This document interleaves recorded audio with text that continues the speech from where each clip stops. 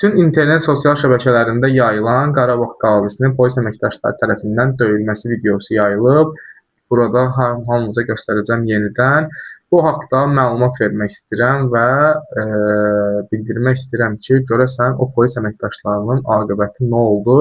Kim bu haqda onlara bir tədbir gördü?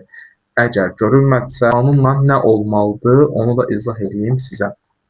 Deməli, maddə 309-cu maddə ilə vəzifə səlahiyyətlərini aşma, dövlət qulluqçusu səlahiyyətini aşaraq vətəndaşa zor tətbiq edərsə, əgər zor tətbiqi müşayiət olunarsa, 3 ildən 8 ilə qədər azadlıqdan məhrum etmə qeyd olunub, ağır nəticə olarsa 5 ildən 10 ilə qədər, maddə 133-cü, yəni işgəncə, sistemli döymə, aşağıladıcı və qeyri-insani rəftar. 3 ildən 10 ilə qədər həbs. Maddə 126, 127, 128-ci, yəni sağlamlığa zərər vurma, zərərin dərəcəsində asılıdır. Ağır xəsarət 3 ildən 8 il, az ağır 2 ildən 5 ilə, yüngül cərimə və ya qısa müddətli həbs.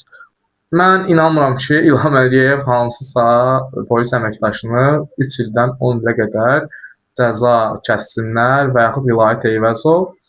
Amma çox inanmaq istəyərdim ki, inşallah bugün bir gün belə bir situasiyaya rastlaşmayaq, amma qanunumuz, konstitusiyamızda, cinayət məcəlləsində yazıldığı kimi işləsin.